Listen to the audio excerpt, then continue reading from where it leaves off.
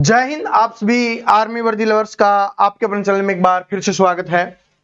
दोस्तों, आज हम करने वाले हैं आर्मी अग्निवीर 2025 के लिए मैथ के इंपॉर्टेंट क्वेश्चंस करने वाले हैं। और देखिए, आज जो क्वेश्चंस करेंगे उस लेवल के क्वेश्चंस आपके एग्जाम्स में आने वाले हैं, उस पैटर्न के, उस तरीके के क्वेश्चंस आपके एग्जाम्स में पूछे जाते हैं।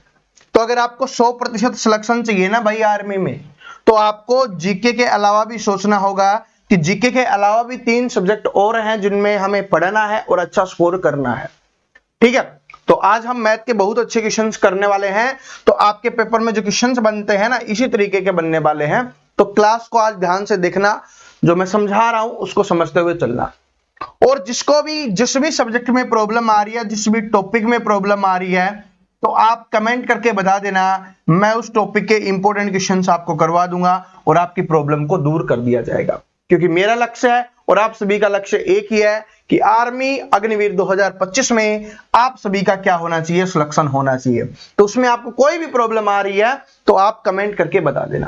क्योंकि मुझे पता है, जब मैं क्लास शुरू कर देता हूं ना, उसके बाद ये बातें पूछता हूं तो आप क्लास की भावनाओं में खो जाते हो और क्लास एंड होते होते भाग जाते हो। ठीक है, क्योंकि लास्ट में आपको लगता है कि सर यही बोलेंगे कि भाई ठीक है कल मिलते हैं। ठीक है, तो इस वजह से तो जो भी प्रॉब्लम आ रही है कमेंट करके बताना, आपकी हर एक प्रॉब्लम को दूर किया जाएगा। चलो अब बिना देरी के शुरुआत करते हैं। पहला क्वेश्चन आपके सामने आ गया है। संख्याओं से संबंधित क्वेश्चन आपके एग्जाम्स में एक क्वेश्चन आएगा। 2023-24 से कंटिन्यू आ रहा है, तो इस बार भी आने वाला है, ध्यान से देखना। क्वेश्चन नंबर पहला क्या है, क्वेश्चन को आप ध्यान से पढ़िए। क्या है कि एक दो अंकीय संख्या में इकाई स्थान का अंक दशमलव स्थान के अंक से चौगुना है और दोनों अंकों का योगफल 10 है, तो वह संख्या कौन सी है, ये अपने को बताना है। तो इसमें ज्यादा दिमाग लगाने की आवश्यकता नहीं होती है अपने को कि भाई 4 ऑप्शंस दिए हुए हैं, इन्हीं में से वो कोई सी संख्या होगी, ये अपने को पता है।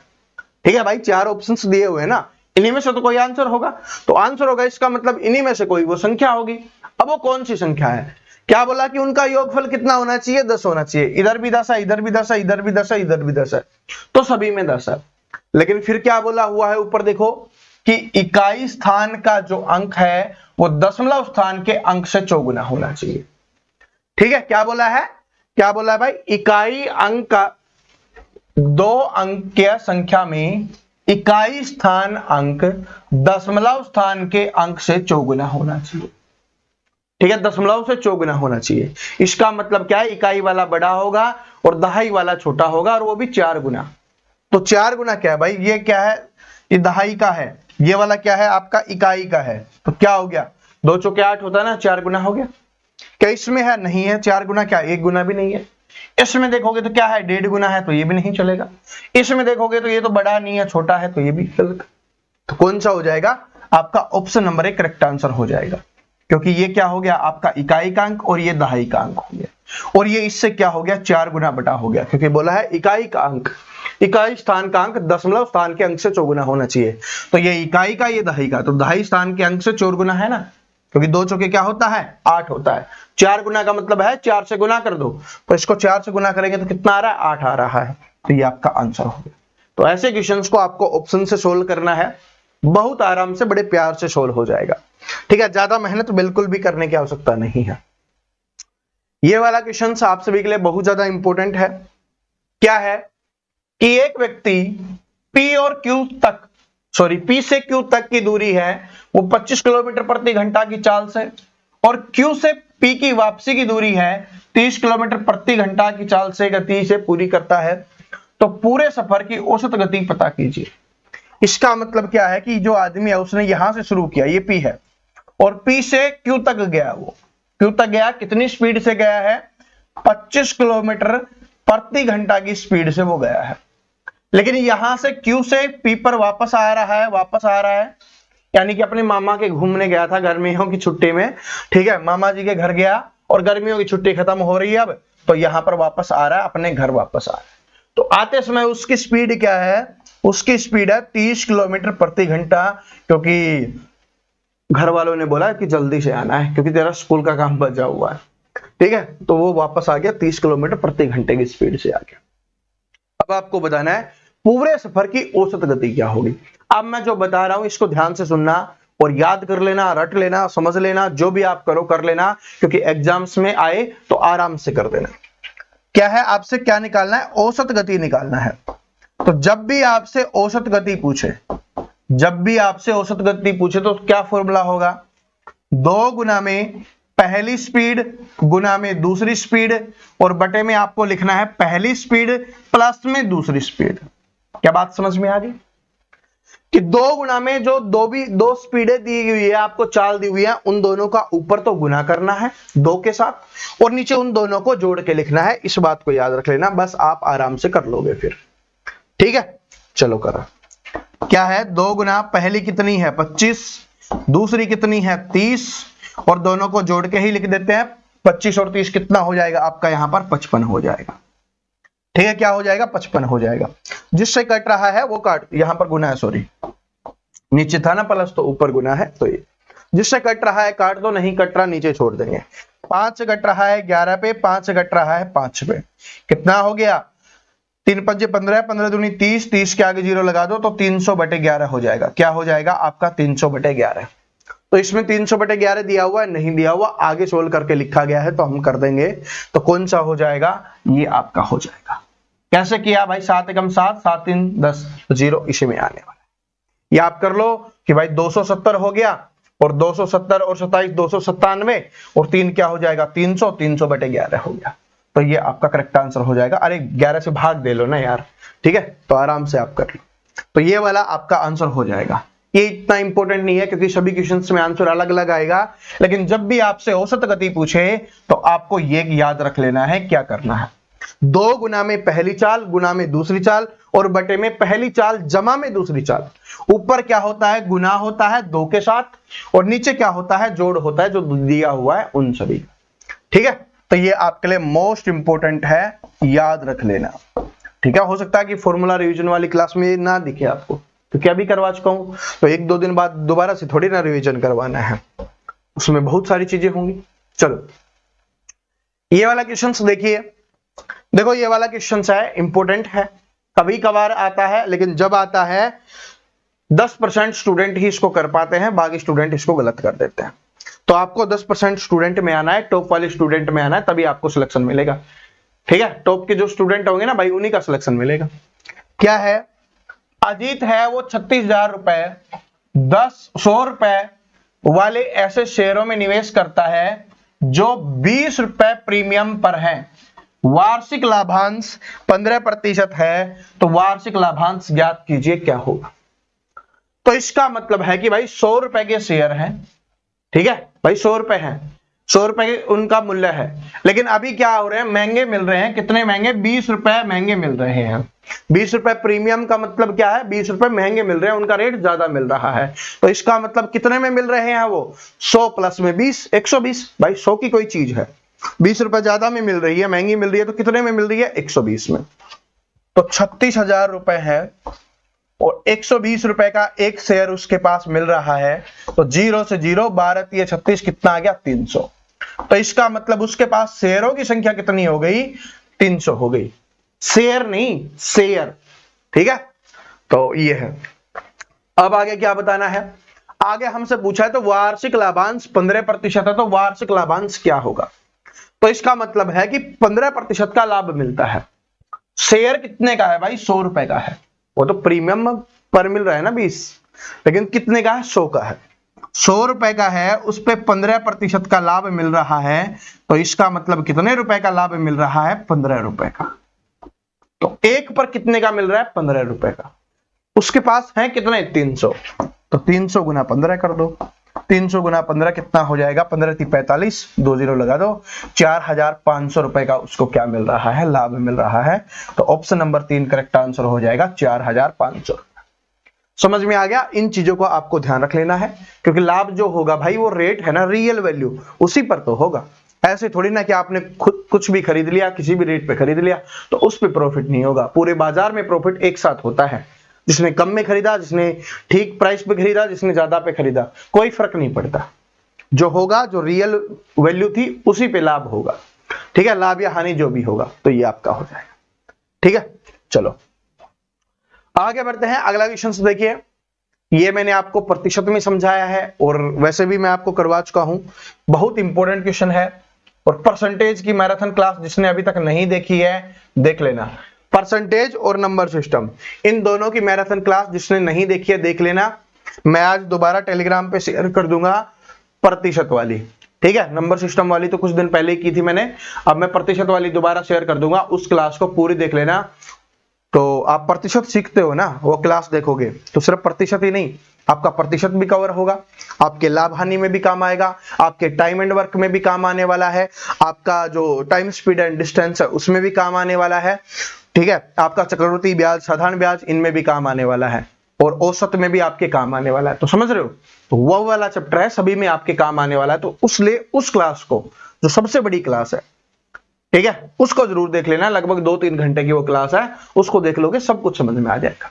ये क्वेश्चंस तो फिर आपको हलवा ही लगेगा। देखो क्या है, एक कस्बे की वर्तमान जनसंख्या 75,000 रुपए है। जनसंख्या पहले वर्ष 10% बढ़ती है, दूसरे वर्ष 10% कम होती है, तो 2 वर्ष के बाद कस्बे की जनसंख्या ज्ञात कीजिए। क्या होगी ये आपको बताना है। तो 7,500 रुपए है कस्बे की वर्तमान जनसंख्या। कितनी है? 75,000 है। भाई अच्छे से नहीं सोने की वजह से है ना, कभी कभी दिमाग कम काम करता है। जैसे बताया था ना कि जयपुर जा रहे हैं भाई कोई कारण से, तो इसलिए समझ जाओ, है ना। चलो 75,000, अब फिर से 7,500 ही बोल रहे थे। 75,000 रुपए है जनसंख्या है। पहले वर्ष 10% बढ़ती है। 10% बढ़ने का मतलब मैंने क्या बताया हुआ है, 100 में जोड़ के लिखेंगे, और घटने का मतलब है 100 में से कम करके लिखेंगे। तो 10% बढ़ती है तो मतलब कितनी होगी, 110% होगी।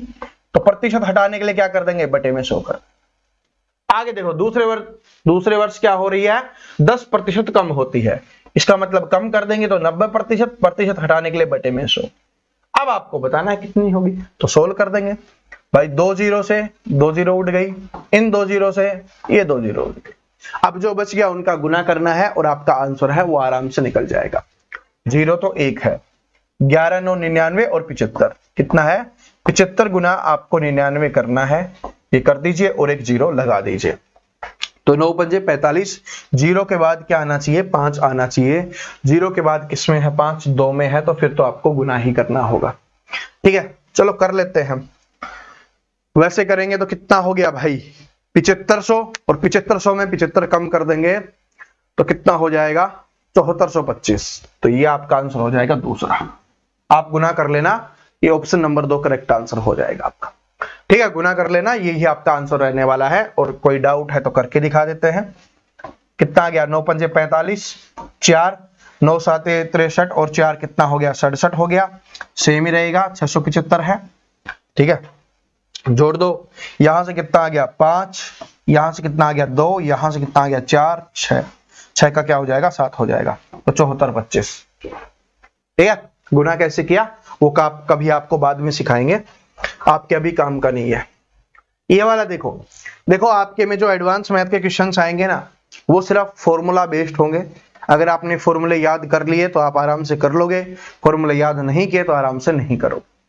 तो ये वाला क्वेश्चंस देखिए क्या है कि एक वर्ग का विकर्ण है वो √12 है। ठीक है, एक वर्ग का विकर्ण दिया गया है, 12√2 दिया गया है, सेंटीमीटर है। उस वर्ग का परिमिति ज्ञात कीजिए, कितना होगा, परिमिति या परिमाप कितना होगा, ये अपने को बताना है। तो वर्ग का विकर्ण दिया हुआ है और वर्ग का परिमाप निकालने के लिए, परिमिति निकालने के लिए हमारे पास क्या होना चाहिए, भुजा होनी जरूरी है। तो भुजा के लिए क्या करना होगा, हमें भुजा निकालनी पड़ेगी। तो जब विकर्ण दिया हुआ है और भुजा निकालना है तो क्या फॉर्मूला है, भुजा निकालने का फॉर्मूला होता है, जो आपका विकर्ण है उसको आपको क्या कर देना है, √2 से डिवाइड कर देना है, तो आपकी भुजा निकल के आ जाए। विकर्ण कितना दिया हुआ है, 12√2 दिया गया है, तो √2 से भाग करना है। तो √2 से क्या हो गया, √2 कैंसिल हो गया, तो भुजा कितनी आ गई, ए आप लिख लो, वो कितनी आ गई, 12 आ गई। परिमाप क्या होता है, 4a होता है, 4 गुना भुजा होता है। तो 4 गुना 12 कर दो तो कितना हो जाएगा, 12 चौके 48 सेंटीमीटर क्या हो जाएगी, उसकी भुजा हो जाएगी। तो ऑप्शन नंबर 2 करेक्ट आंसर हो जाएगा। क्या ये बात सभी को समझ में आ गई है? ठीक है, क्या ये बात सभी को समझ में आ गई? तो समझ में आ गई तो आपको ऐसे ही करना है कि भुजा कैसे निकालनी है कि विकर्ण बटे में रूट 2 आपको करना है। इससे क्या हो गया, भुजा निकल गया, भुजा निकाल के चारे में रख देंगे, आपका ये निकल जाएगा परिमाप या परिमितीय निकल जाएगा।